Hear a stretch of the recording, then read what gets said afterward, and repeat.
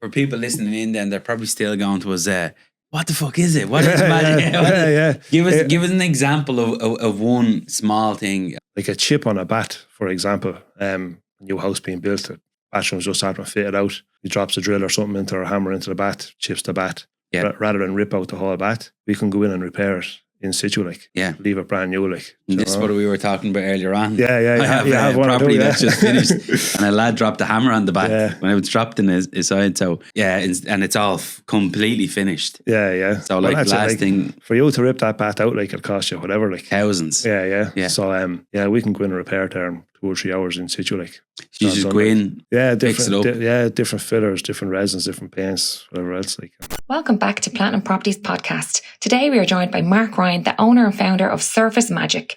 Surface Magic is Ireland's #1 surface repair company. Their specialist technicians have the ability to repair many types of surfaces, carefully recreating pattern, colour, shape and finish, helping clients save on time, cost of replacements and stops waste that will end up in the landfill. Surface Magic services all industries. So in this podcast, Mark talks about how he got started with Surface Magic, how he built his team and the day-to-day running of the company.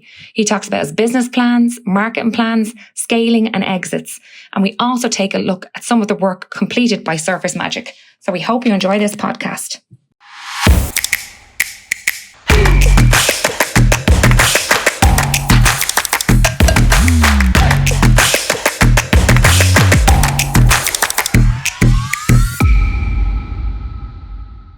All right, welcome back, everybody. I hope you're having a great week so far.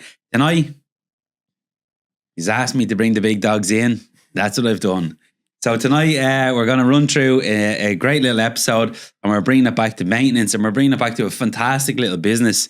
We're going to dig deep into the business. We're going to go through what Mark does on a daily basis and how he operates his teams and how he gets through a good bit of work each week. And maybe a couple of different parts of how he's going to scale the business up and move it into different counties. And then we might even talk about how an entrepreneur sees an exit towards the end of it. So sit back, relax, take as many notes as you can. And I can guarantee you after this episode, you'll be walking around the house going, I need to get that repaired, this repaired, and that repaired. Or maybe if you're a big time builder which watches in here and you're snagging out properties, this episode is going to be really, really interesting for you. If you're watching us in on YouTube, if you're watching us in on Spotify, don't forget to jump over to YouTube and give us a like, a share, and a follow as well. Okay, Mark from Surface Magic, you're very welcome into the Platinum Studios. Thanks for having us. Yeah. Good stuff. You're a bomb already. All right, take us back a little bit. So people that are watching in are probably going, what the hell is Surface Magic as a business? Yeah. Now, I know you from the training business. You came through our doors here many years ago. And you've built up a small little property portfolio that's probably backed off this business, which is a great model, I think. But tonight is all about Surface Magic and how you built it up to where it is today and where you're planning on taking it, where you're planning on running with it, and then how you started the real business. Yeah. Well, I've done a bit of work in England, and I came across Magic Man. I was on site one day. And this guy came on site to repair a windowsill. Yeah. It's chunking out of a stone windowsill. So this fella come up and he repaired it, like brand new, like I couldn't believe it, like what the fuck is this like? So I done my research into it anyway, and actually the company was called Magic Man.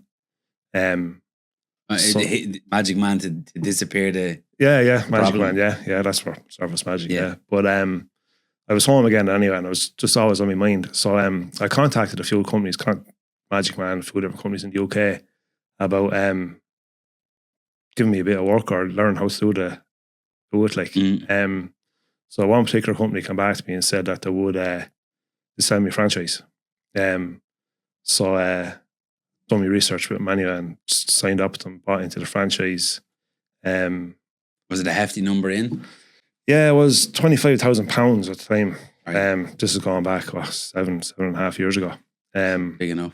Yeah, about 30 grand or whatever it was. Like, yeah. And then, I had to get a van and everything else on top of it. Like, yeah. So it was a good coming chunk back to from put in, the UK, as most of us do, we always head over. I think a lot of entrepreneurs, which is horrendously bad in Ireland, have to head to the UK because UK are streets ahead of us. I done up my own property education as well. I went over and spent many times coming back and forward. And most business owners or most young entrepreneurs we see do head over to the UK and come back.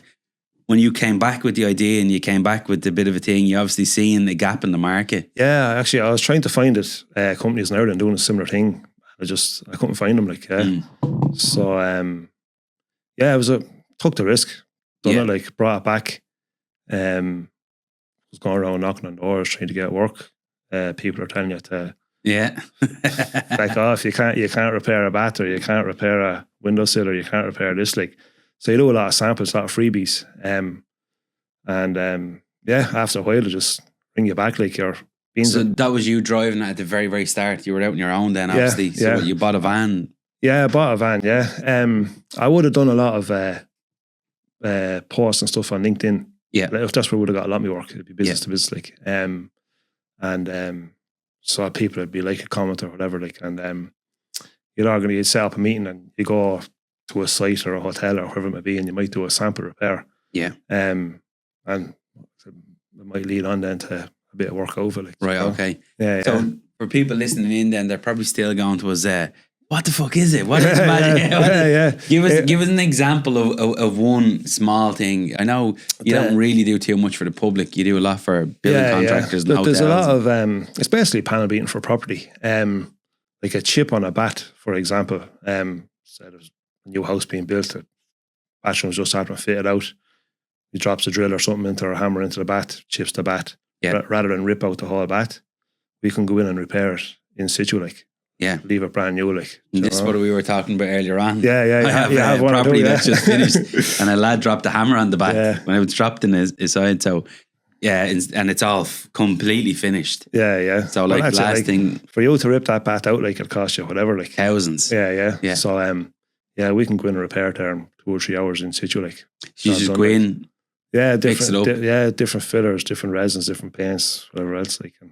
Right. So then again, that's a bat. What else is on a daily basis? You just get calls in for loads of different. Yeah, for example, there could be a new apartment or a block of apartments. It could be being handed over on Friday. Yeah. We get a snag list. It could be a chip on a worktop, scratch on the floor. It could be somebody after drilling a hole in a tile in the wrong place. Things like that. We can just. So you can repair anything. Pretty much any hard surface within a house, right, or any property, And what's the most trickiest one you may have done in the house, or tricky ones? They're all challenging enough. Once you have patience, but pretty much everything is repairable. So if you just go in, if there's a handover week and there's 100 apartments going out the door, you'll obviously start at the bottom. So how many men would you, let's say a typical 100 apartments that you use, I know we were talking before about this as well, but let's say you're doing it for one of the big builders in the country, John Paul or Sisk or whoever they are, I'm not too sure. And you probably work for all these people. We do a bit of work for Paul, So they obviously have gone through the apartments get cleaned out, and then next thing they're mopping the floors, and it's brought to the attention there's a chip there, there's a lump over there, there's something else from a ladder over there. We'd be in with the cleaners or even after the cleaners. We're nearly the last men on site, Right. But if they were going through to do a list of scratching the floor, chipping the worktop or whatever, our lads go in and they'll just take it apartment by apartment, go down through the floors and for handover. Just nail off each apartment each time. Yeah. Right. And then it gets handed back over to the builder. Builder goes, they're happy with it, with everything. How do you just get a dint or a chip to disappear? It's, as I say, it's different fillers and waxes and resins. It's patience is the key. It's not like rocket science or anything, but you need a good eye for detail, And is most of the repairs so when you again, if you're going to take in, because I've never seen, I'm a tradesman, I was a tradesman myself, but I've never seen, and I've fucking made a shit of loads of things. And we'd be trying to put bits of silicone on it and cover it up, but there's always damage. Once there's trades in a property, there's always damage at start. But just take me back a little bit. If you're scaling this thing to maybe you're heading for 20 staff anyway. Yeah, we have a lot. well, we've 15 and a half, 15 full-time, one part-time. We have 13 lads on the tools full-time. Like, yeah, so let's say Easy enough. I'm coming in for a job interview tomorrow and I yeah. want to start in the business. Actually, we have job interviews tomorrow. Yeah. Well, if anyone's listening into this as well, they're interested in it. Mark is scaling up. Yeah. So how do you train me to do that? If I'm I have a good pair of hands. But. Yeah, we've a unit down in Naas. That's where we train lads down there. Usually we do a week down there with new lads. It's just matching colours, like, you know, you have your primary colours like yellow, red and blue. Yeah. And you can make any colour out of that. So you just mess around with colour matching, get your eye in for detail. Like maybe do a bit of filling and sanding and whatever. So they're in the workshop for 8 hours for the day. Yeah. Well, usually we get them in the morning for a couple of hours. You go through a few things, damage a bit of flooring or a few worktops or whatever, show them how to do it, and then just let them loose. Let them try it. Yeah, and just keep doing it until they get their eye in. Like. And how long does it normally take a lad to get up to it, like a decent level? It could be, we wouldn't charge. It could be do a week or maybe 10 days down in the unit. Then they'd buddy up with somebody and one of the more experienced lads on site. And we wouldn't charge for probably the first month or so until they're up to speed. And then to be after about a month to be confident enough. But realistically, it could be 2 or 3 months before they're confident in themselves. Now, it depends on the person. They start taking on a list of work. That you could send them to a site. Yeah. And they could be dealing with the foreman or site managers or whatever else. Like. So they just run through all the apartments and do it. Yeah, because like I remember a different builder that we were chatting to, he was after getting like he'd done a smashing job on a lovely house, and I was in there one day and he was changing a unit. He was telling we were just talking about plumbing and we were talking about underfloor heating and we were talking about loads of different things, and he says, "Here, come here, look at this." And we walked up the stairs, went into the bathroom, beautiful bathroom, done out like in a marbly effect. Yeah. And this vanity unit in the corner, and one of his lads had just cut a hammer on the corner of it. Now that vanity unit, I can't remember, was 2,200 or something. He said, nothing I can do with it. Yeah. I said, well, what's the crack with that? It's going into the bin. Scrapped, yeah. That's so crazy, is that something you could have? We could fix that like for a couple $100 or less, like. Jesus Christ. Yeah, and the problem there is he don't know about us. Yeah. That's one of the biggest problems we have is a lot of people still don't know about us. Yeah. Like that, like they'll chip a bath or they'll chip a shower tray or drill a hole in tiles and they'll rip out the tiles. Yeah. To replace them, like, rather than giving us a call and we'll go in and have a fix there in a couple of hours. Like. So if someone, again, let's say again, I always bring this back to property, but let's say I'm staging a house or I'm getting a house ready for repair and I see this big dirty scratch on the sink. Yeah. Do I, if I ring you in, what's the protocol? Like, do you just get a... Well, at the moment, we're out the door, like, so we could be waiting a couple of weeks, like. But usually give us a call, take a few details. We usually ask for a picture. We can tell. Yeah. So whether it's an email or WhatsApp. We'd know from the picture if it can be repaired. Right. If it can be repaired, then we'll book you in and schedule an appointment. If it can't be repaired, we'll tell you straight out, like, it's a replace. Yeah, we won't waste your time or try and get. And is 90% of the stuff repairable? 99% stuff. 99. Yeah, so you have got that scrap. The majority of the stuff is repairable. Now, some stuff that may not be repairable would be, say, the floor of a bath if it's cracked. There's a long crack. Once the weight goes in it just kind of keeps splitting, you know. Yeah. But 99% of stuff would be repairable. Yeah. Before going into the big one. Yeah. What's a common thing you see in most apartments? You probably don't even see the list come in anymore, do you? No, I'm off the tools now. For the last maybe 18 months or so, I'm fully off the tools. Like, but I'd still be in and out of sites. Common things would be doors. Doors scratched. Doors, yeah. Entrance doors, like ladders hitting off doors going in and out of apartments. Yeah. Or anything, whatever, hotel rooms. Whatever. And that could be like a $5,000 door or 10 grand by door. the time the ironmongery and all is on it and it's hung and everything else, the labour going into it, could be $2,000 or $3,000 door, like, yeah. So, and we could repair 10 of them in a day, you know.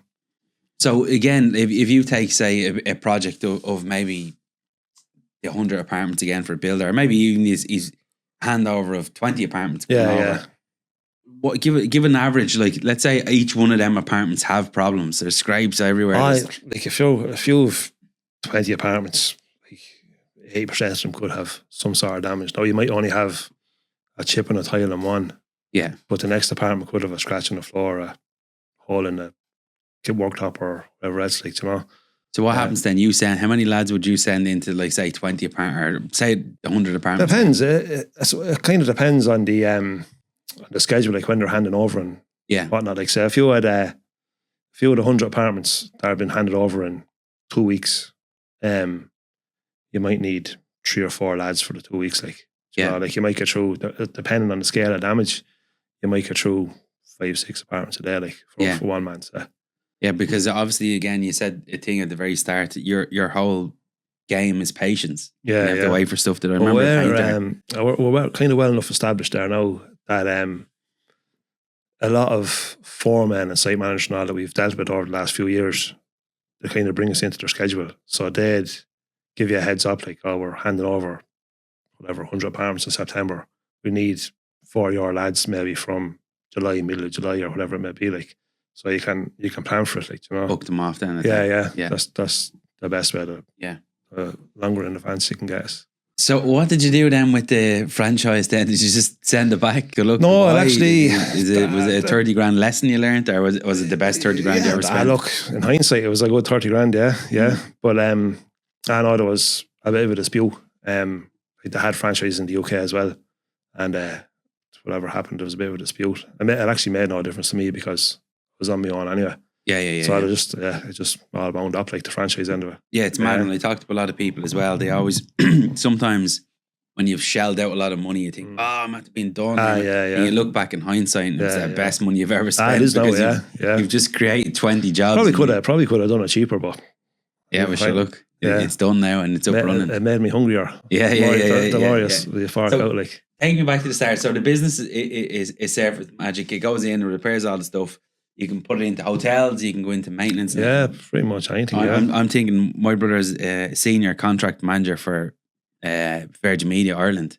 Oh, yeah. But like he does all the modular. They'd look after all the modular stuff. Yeah, we do. Yeah, you do them as well. Yeah, we would do. Yeah. We would have. But he would have. Like they'd be under serious pressure with handover, so maybe an introduction there. I could try and get would you. have been cladding repairs, all that kind of stuff. Yeah, loads of stuff. That, like. And then obviously house as well when they're in fitting Virgin Media. And we've done drilling. Anyone with a drill in their hand is a good customer. Well, I bought a house not too long ago and we kept smelling gas in the sitting room. And we were like, "What the fuck is that?" Yeah. But the Virgin Media guys had done it straight bullseye through the gas line right through. There would have been some serious repairs done if that thing came down. That's just gas anyway. Yeah. So you set the business up. How long is up running now? About 7.5 years. It would have been March 18 when I started in the road. Right, and then for people that may be listening into this and they think scaling up a company is really, really difficult. Obviously, you were the one door knocking like myself. You were banging down the doors. You're trying to get money in. You're looking at your 30 grand going, I have to sort of get this back in the bank. So when you were setting it up, like where did the vision come from and where did you think you were going to take the business? You were obviously looking into long term of it. Yeah, well, when I started the business, I had no money at the time, like, so I had to get a loan from Microfinance Ireland. Yeah. In order to get the loan, you had to do a business plan. So I set out the business plan then. It was a 3-year business plan. Year 1 was myself in a van. Yeah. Year 2 was 2 men, 2 vans. So take on an employee year 2. And year 3 was get a 3rd man in a van. So after 3 years, I was going to have 3 lads, 3 vans. Like, yeah. I had that within 14 months. Now, see, this is what, even we do this, when I bring that back to training and property, we do a vision plan. Yeah. And I'd give people plenty of time to do it because they're a nightmare to do. Yeah. And you have to be real to yourself. Yeah. You don't like being real to yourself. And the numbers don't fucking lie. And if you have a vision plan on the board and you say, I'm going to do 7 houses, and you do 2, you know you're being lazy fuck. Yeah. So we are delighted to announce that this podcast is sponsored by Platinum Property Training. Start your property education today. From simply one click of a button, you could be part of the Platinum team. We have made this so affordable for everybody in the country. If you have any interest in property, there's no reason why you shouldn't be part of the Platinum brand. We have got it all systemized. It is right in there with rookies. You can spend 4, 5, 6 or 7 months in there till you get to a certain level, and then you can step up your way through the programs, and you can really start to educate yourself and we're here to help. We've got the best systems in the country. Click the link below and we will see you there. You wrote down on your business plan, it's me in the van for first year to find out all the mess, get it up running. Then I'm going to employ one more person. Year two, Year two.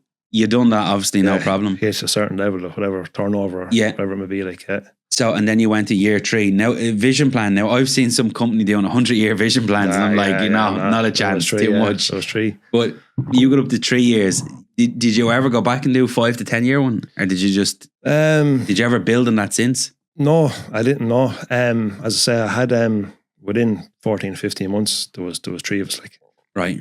And then so microfinance backed you then? You didn't get private finance? No, they backed us, Right. But then the work just kept coming. Like I said there, like, it was beans on toast for the first 6 months. I was going around knocking on doors, telling people you can repair. This is the real important part now, right? Yeah. So people out there that have a business and have an idea in their head, you have to get the fuck up off your hole and go knock on the doors and hammer the doors. So and there's a lot of noise, like yeah.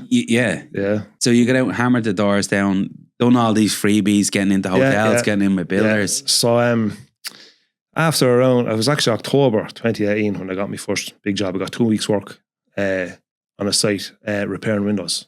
Right. So it was actually at a shopping centre somewhere. I can't remember where.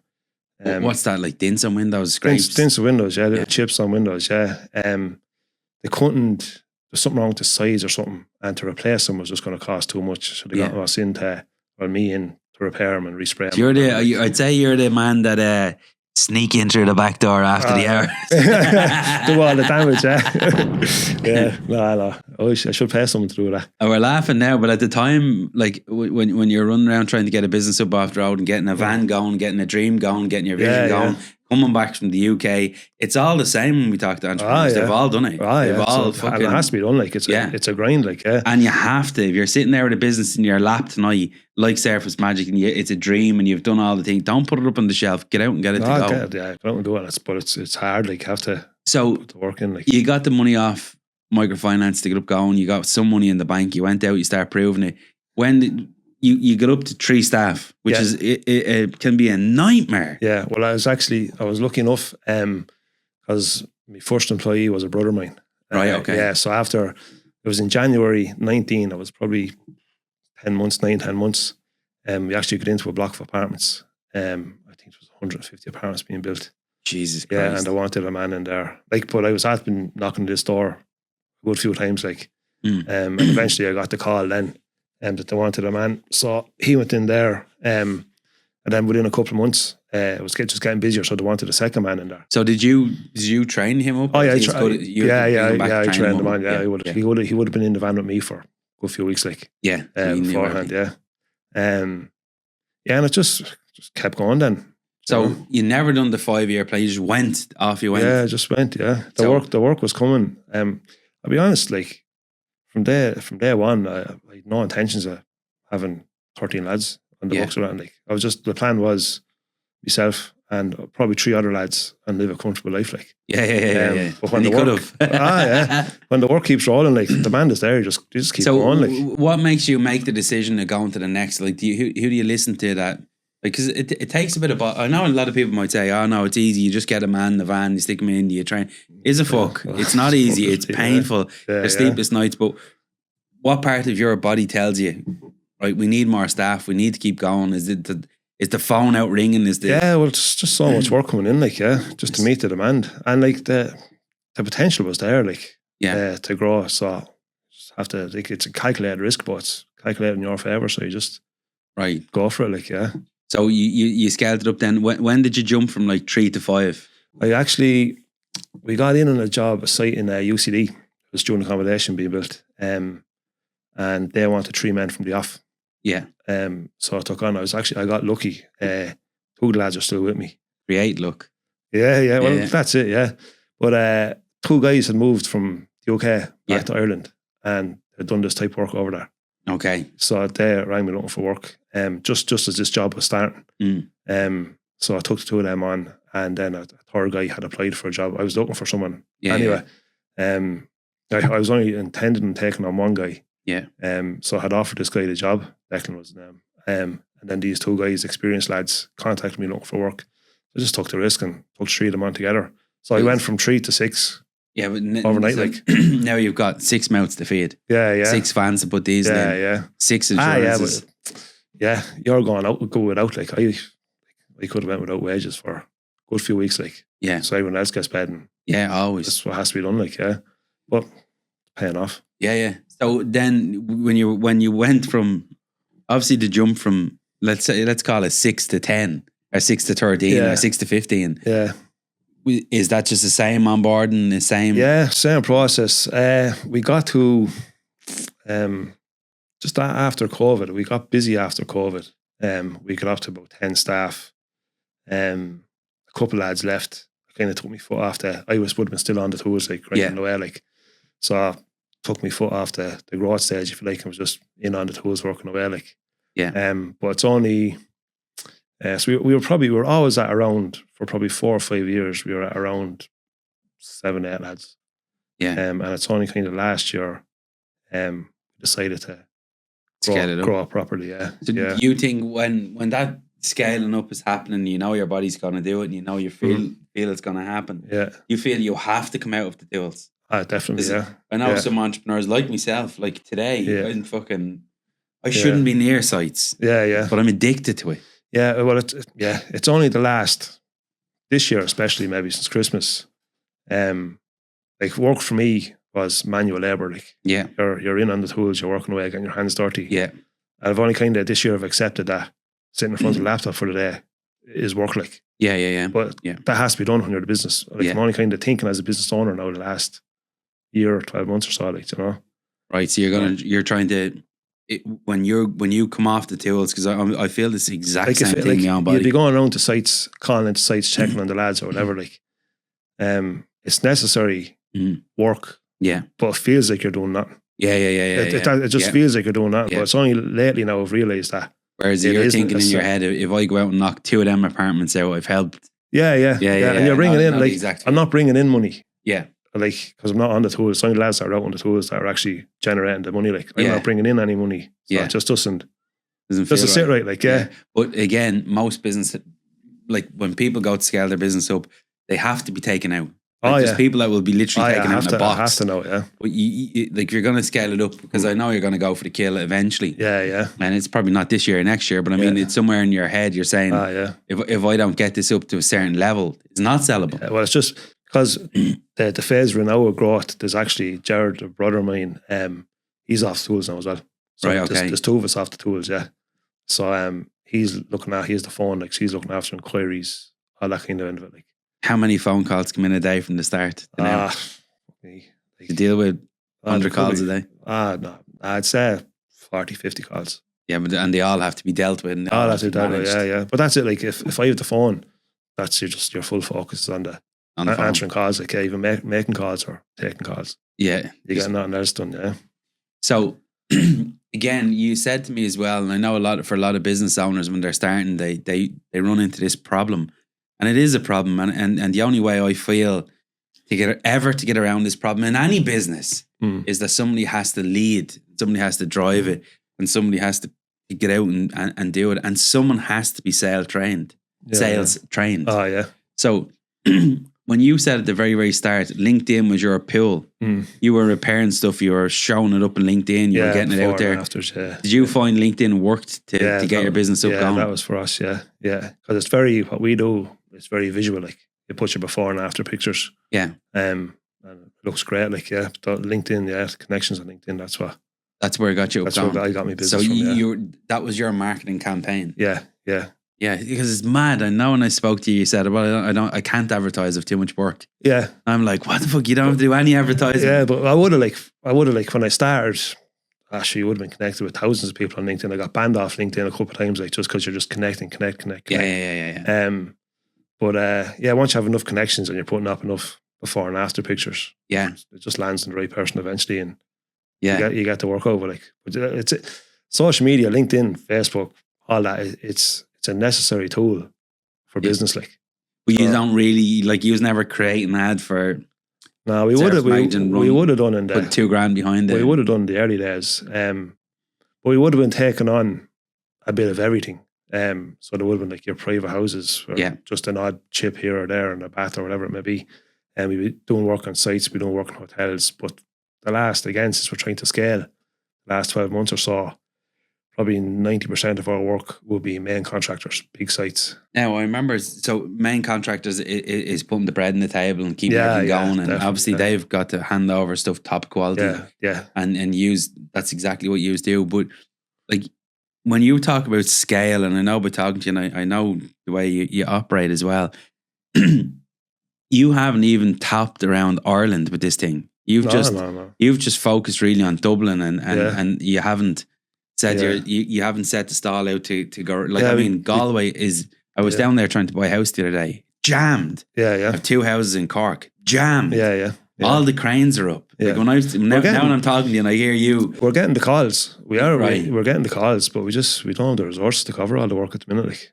So it's completely scalable, the whole business. That the onion just doesn't come back. Yeah, definitely. Yeah. So like you could put another team of say 15 down to Cork if you wanted to. Yeah, you probably could. Yeah, gradually. Like you could start a couple of lads and build on that. Like, but I'd definitely work there. Yeah, like even we're getting calls like down as far as Killarney, Tralee, Galway, Sligo.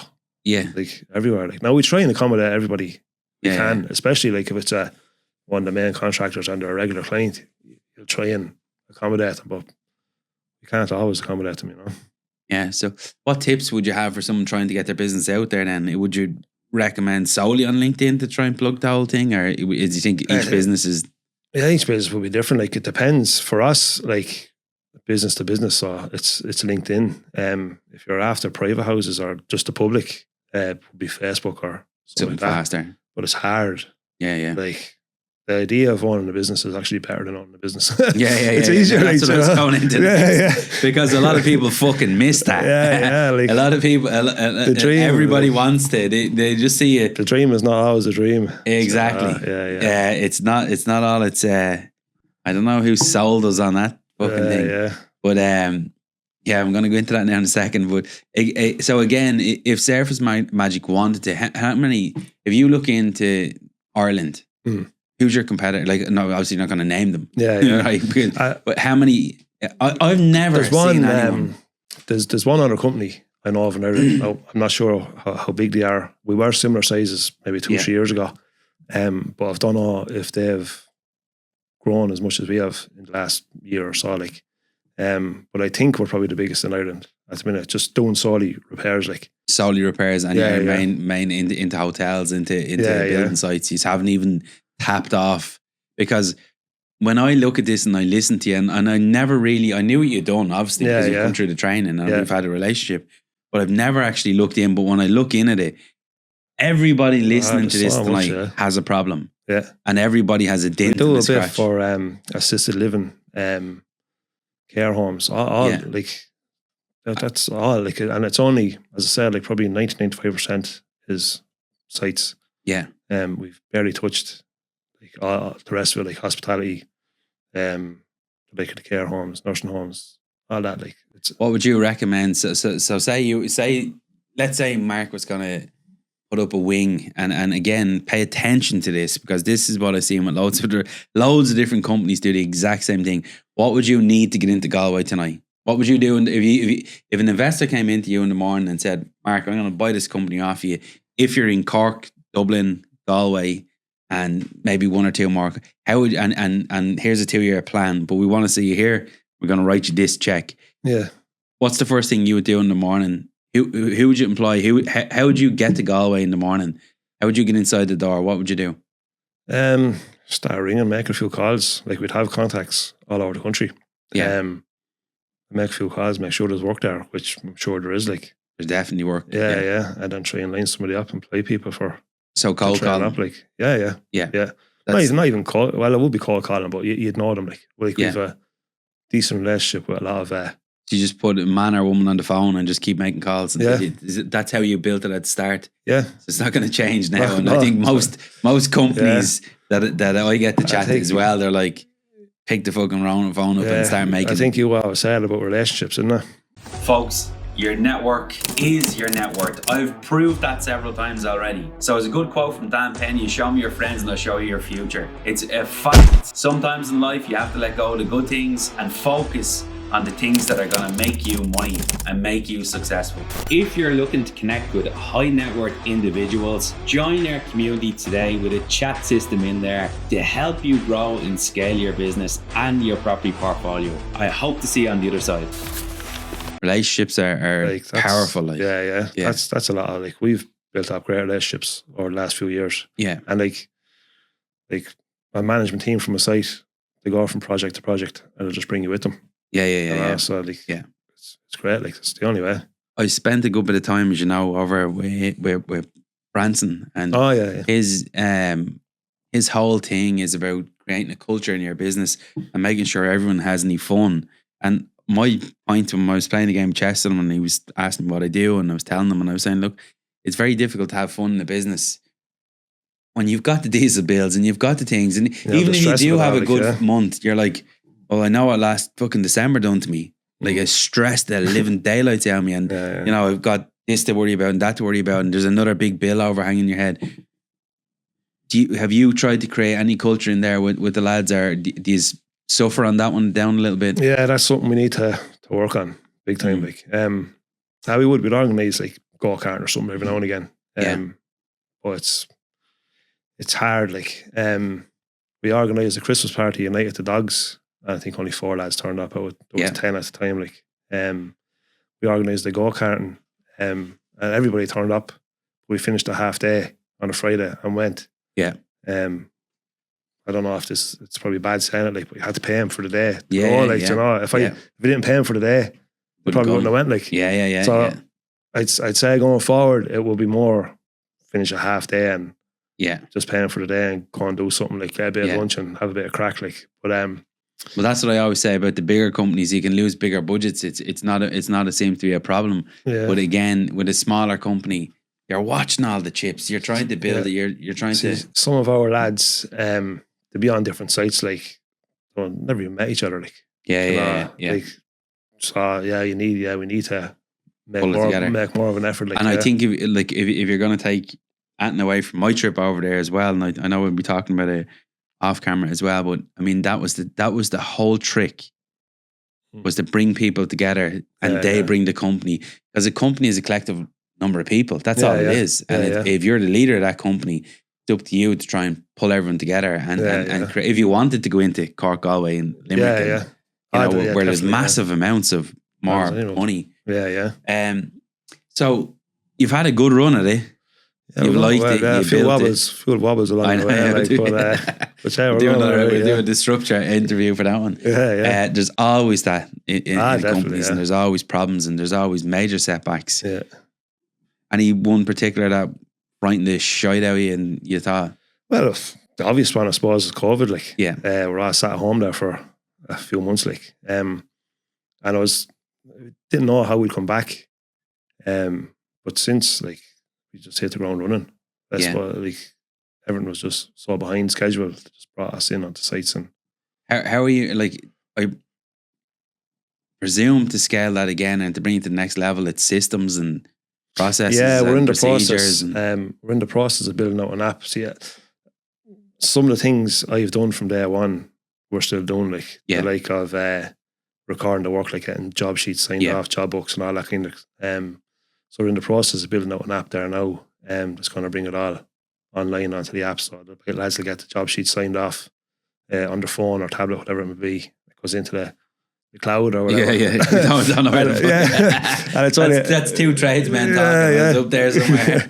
And it's only a matter then for Paula when she's doing the invoicing. To pull it. Like, as it stands at the minute, like, the lads send me all the job sheets on a Friday. I get them printed out. I write all the details of where they have to go or whatever, give them to Paula. Paula has to scan them back in and send them with the invoices. Like, but this is just going to eliminate all that kind of stuff. Hiring and firing, is that down to you? At the minute, Now, as I say, we're trying to scale. I have a couple of lads kind of lined up to step up into management. But it's based off 15 lads on the tools. Do you know the formula it's going to take them up? Yeah. It's just the nature of our business. we need a certain amount of lads earning to compensate for somebody off the tools. Yeah. And listen, I don't know how many people I talk to, and they always say this one thing to me. Because they come down, they meet me on a site where you shouldn't be here. You should be out of here. You should be over there. You should be doing here. You should be there. You should. Everyone can tell you where you should be. And the most important place you should fucking be is operating. You're an operations person. Now I'm an operations person, and I get shit done. And it fucking irritates me when all people say you should be there, you should be here. You shouldn't be there. You should be up in the sky looking down at this thing. And maybe they're right. I truly believe that when you're there, or you're very close to being there, your productivity is much higher. You have to keep a close eye on everything. Definitely. But the 2 lads kind of earmarked for management. Once we have 15 lads on the tour, so actually have interviews going on tomorrow, and one of them is sitting in on the interviews just to help out and get a feel for it. Like, because he's stepping from obviously your role being on the tools to a manager, and then hopefully if you scale up then to 20, I'll take a bit of a step back completely. Well, not completely. No, I couldn't step back completely, but do you ever feel? We are delighted to announce that this podcast is sponsored by Platinum Ventures. Platinum Ventures, we buy houses fast. Hi Dublin homeowners, are you struggling to sell your property fast in the open market, or maybe that deal has collapsed? Okay, if you're facing this type of a problem, we have the perfect solution for you.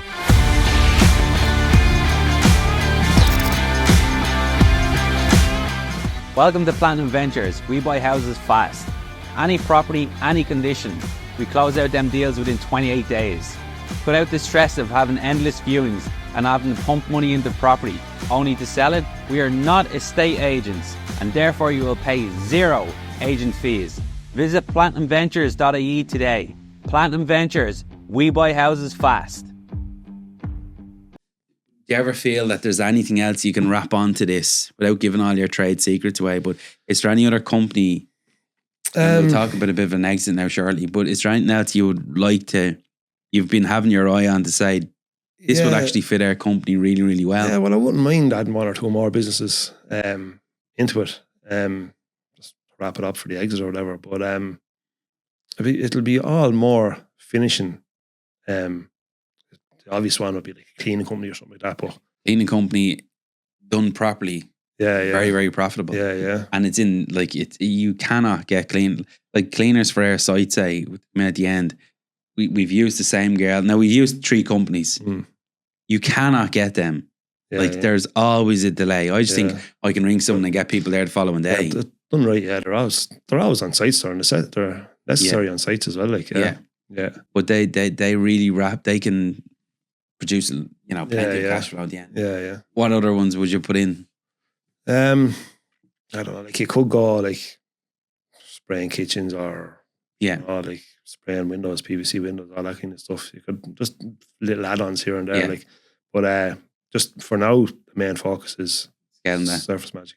And if you were to take, would Surface Magic ever take like a maintenance company underneath it? Yeah, even a facilities management or something like that. Yeah, could do. Yeah, but that's back to the public then, and you're dealing with the public then. Yeah. But then, like, if we have all the systems in place, like this app was about building out like scheduling and estimates and the whole lot is everything we've done through this. Yeah. So if the right system in place, taking on public work wouldn't be. Just for me, the way we were, the logistics of trying to organise 10 lads to 3 different sites every day, and then the shit that goes wrong. Too much in it, yeah. Now we're going to talk about this exit because a lot of people, well, fuck it, I'm going to say it the way it is. I think it's very important. We get involved in a business, we get our wage out or whatever you're trying to get out of it, or you're going to try and grow property on the other side of it, and we get up to a certain level and then we forget about the exit. And I think it's really, really important that you give the exit time, because at the end of the day, you're not building this thing for the goodness of your heart. You're building it to make money. You're building it to make a lump of money at some point in your life, and you're an idiot if you don't. So at some point, whether you believe it or not, some fucker wants to buy your business. It's you ever thought about that? I have, lately I have. but like that, like when I started a business, it was just going to be a living. Yeah. But as you grow and like you see there's so much money and potential out there, you start thinking about your exit then, yeah. But yeah, I want to scale to 20 odd, had a bit more value to it, like, and where, let's say you got up to 20 or 25 people, but you could probably do it in one big push if you wanted to. I would, yeah. Like we'd be at 20 if we want. We could be at 20 by the end of the year, like. Yeah. You know? Let's say you did, and some bigger company that wanted this company made your proposal. Have you ever educated yourself on what that may look like? I sat with a bloke in Necker. He was actually very, very close to me over there. Yeah. And I forgot to even ask him what he'd done. He said to me one night, Paul, what the fuck, you never even asked me what I do. Older, really, really nice guy. Yeah. And he's an engineer, and he was like not taken out, but a company came and wanted his company. He built it up to 85 staff. Yeah. And he thought, do you know what? This is actually the perfect time. I've never thought about this. Yeah. And he had to go off and do a small training course to realize what an exit might look like, what we expected from him. Yeah. And it's not this big, well, it is a big lump of cash. It was huge for him, but it was a ginormous lump. But again, there was a different demand. And I remember saying to him, well, like, you obviously have a bit more free time. You have much more money in the bank. He said, I have, but the exit that they asked me for is like a 2-year exit, blah, blah, I have to hang different around. Targets or whatever. I'm seeing my company, his money's paid, it's done. Yeah. But he has to still take the last push of it. But that family he'd built, that culture he'd built up for the last 20 years is crumbling around him, and he can't, they're only in it now for a profit. And they're probably going to sell it on. They're going to sell it on. Yeah. But once he made the idea public that he was entering this, he was shocked the amount of companies that came to try and buy his company. Yeah. He was like, holy, and so he had to get educated. So where do you see, or what do you see, or what does, let's say I'm going to write you a check of 5 million in the morning. What or 2 million, or whatever, all downside.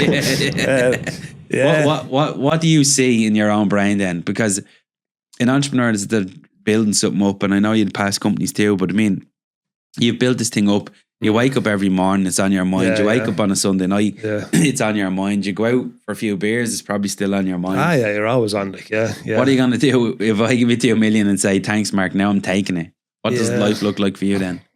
I'd probably have to do something. I don't know if I go building out another company from scratch. Right. I might buy something small and try and grow it. Into the property as well, like get a few more houses. If you would like a few houses in it. I would, yeah. But I have to scale it to 20. Get a bit of value. Yeah, get a bit of value. At a minimum, I think. Yeah. I have a number in my head. Yeah. But I have to get to a minimum. And 20. Where, like, in that space, where would you? Because I've never seen in Ireland any training courses saying that have any fucking merit behind them to say, there you are, Paul, that's how you build a company. Because I think we wing a lot of shit. We're winging shit every day of the week. When I'm buying a house sometime, I'm like, who will I turn to?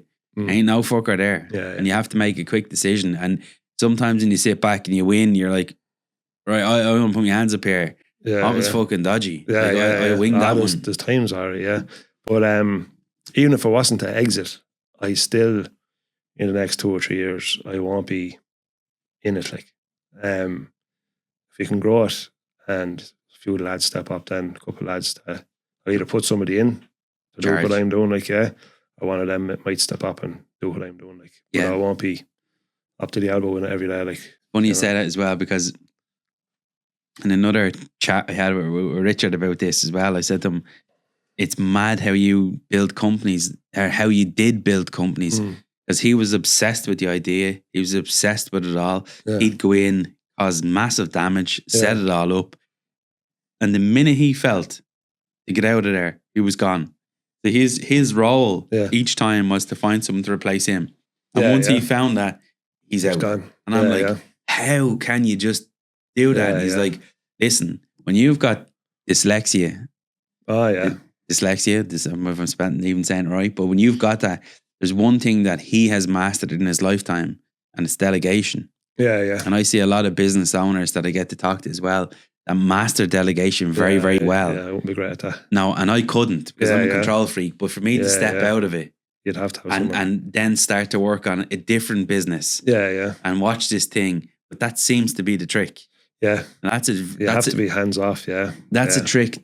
That to me, like when I started learning again to try and apply the way we buy houses into buy businesses, and I started to educate about businesses and how you actually buy them. And I mean, so for someone stepping in to buy your business, they technically would probably buy that thing, sit back for 6 months and gradually change something. Yeah. Like where I would have thought you would have went in and on Monday morning, you'd round everyone up and say, this is what the fuck is happening. Yeah. Now I'm in control. Yeah. But that's how you destroy a business. Oh, yeah. So it's a mad thing. But again, going back to you, if that check landed in your pocket, other than you buying another little one and trying to do it, what's the future look like? Yeah. I'd probably have to look after one or two lads as well. Yeah. Just to make sure to be secure or whatever. What life would look like for me, I'd probably do nothing for a couple of months. Yeah. But then, I'd probably try and get into the property game or try and push heavier in there. Yeah. At the moment, the way Surface Magic is, they can be kind of a few side hustles or whatever. Well, you have a lot of mouths to feed as well. But they're all a distraction. So even the product, as you know, I have the one rental there at the minute. I would like a few more, but it's a bit of a distraction at the minute. So if that was gone, I'd push harder at the property game. Yeah. And where, again, because there could be people listening into this as well. Two last final questions. Where are you taking some of your knowledge out of when it comes to building companies? Like, are you listening into any podcast? Do you like listening to one particular person, or? Yeah, well, I would have done all the podcasts, all the books, going through it. Like, when I started with microfinance, this will just tell you, as part of the loan, I had to have a mentor. Yeah. My mentor was a school teacher. Right. Probably know about business, like. Yeah. So that was a waste of time, yeah. But you knew how to write a business plan. Yeah. But a lot of books, podcasts. What would I listen to? Like, listen to a bit of Dan Pena about business and whatever else. Like, you like his rootless ways? Yeah, I wouldn't be that rootless now, but yeah. I'd be a bit of a bullshit person myself, like. Yeah. But, he doesn't stand for any of it. Yeah, he's right. You should go over. There's I think there's an event coming up in the UK shortly. You should go over. One of his, is it? Yeah. Have you done the? Yeah, I went over. Yeah, I didn't do the full seminar. 27 grand or something, is there? Yeah, 30. I think it's gone up to 30. Isn't it? It could be 27 sterling. Yeah. So again, if you look at that option, is it for you or not? And sometimes you have to look at the 27,000 and say, okay, I'm going to fuck around on YouTube for the next 5 years. Yeah. Or am I going to go for this thing? And when you put money in the game, look what happens. You put money in the game with me when you came to focus, like. The minute you throw money on the table, you won't leave any crumbs lying around. You'll learn how to pick up all the pieces straight away. When I put money into my property education, I came back and thought, this is the fucking one I've been waiting on. And I didn't have to be, I knew what I had to do, and I went out and done it, and we made the money. What was I had one last question. When I joined this initially, planning property, I suppose probably 18 months ago or so. Yeah. It was actually within 2 months I had my first house. I bought the house like after joining, So when you join me? Yeah. Fucking hell, that was quick. So it was fairly good. Yeah. So but you just focused in then and yeah, well that's it. And you spend and the you money. paid. You spend the money and it focuses the mind. Yeah, absolutely. And how did you find the back end of our stuff? Did you find did you think that we were a bit too much pushy or too much shouty or screamy? I know. No, it's what's needed, like. Yeah. So well, look, you have the keys now. That's the main thing. Yeah. That's it. Yeah. Mark, any last final thoughts?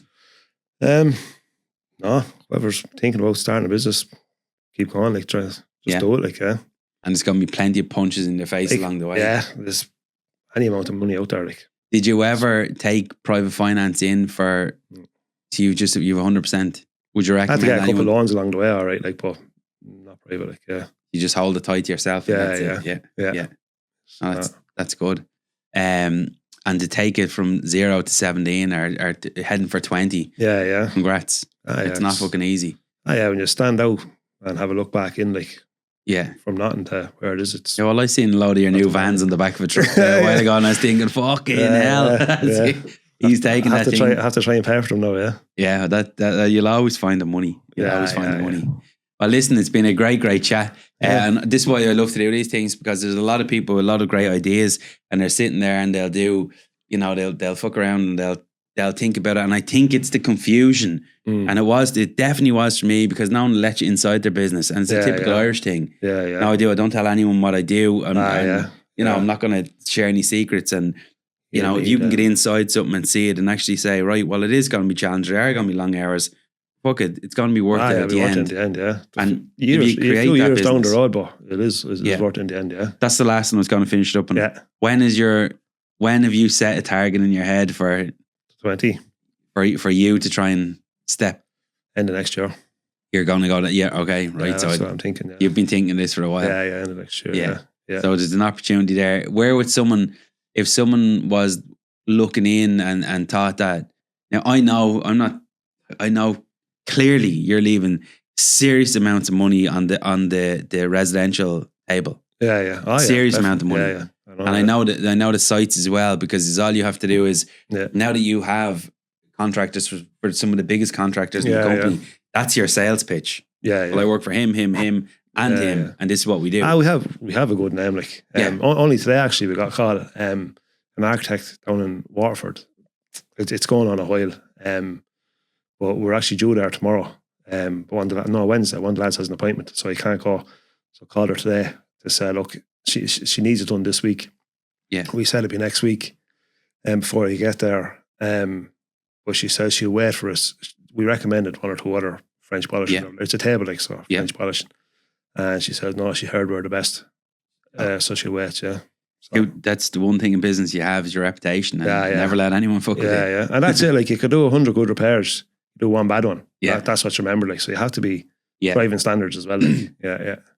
So if someone was looking in at this and maybe had 5 or 6 other businesses that are doing well and wanted to wrap one of these, like wrap that in, are you open for a phone call? Are you open for a chat? Yeah, go onto the website there, you get all the details. Yeah. And then if someone has, that's for an investor saying want to buy into the business, but if someone also is looking in at this and has got a load of repairs, maybe are a builder, maybe have just, as you said at the start tonight, just simply haven't heard of you. What's the best way to contact you, or do they contact you? Yeah, it's through the website. You'll get our phone number on the website there. Call out there if you want to, right? Yeah. Share it out, 086 407 2814 is probably the best way. Or send a WhatsApp of pictures. Lovely, and we usually know from pictures if we can or can't do the repairs, Well, look, it's been a great interview, and what I want to do now is I want to wrap up on a bit of your work. So take a look at this.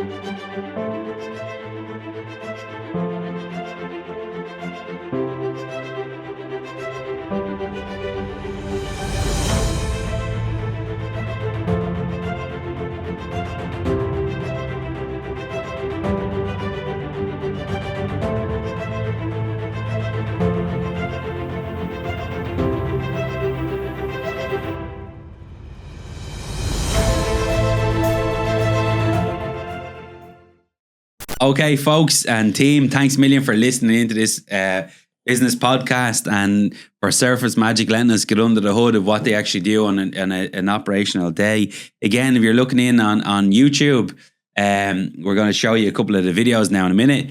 Again, Mark, thanks a million for coming over to Platinum Studios. Thanks for having me. Yep, no problem at all. If you're on YouTube, don't forget to help with the old algorithm with your like, share, and comment. And until next time, we'll chat to you all soon.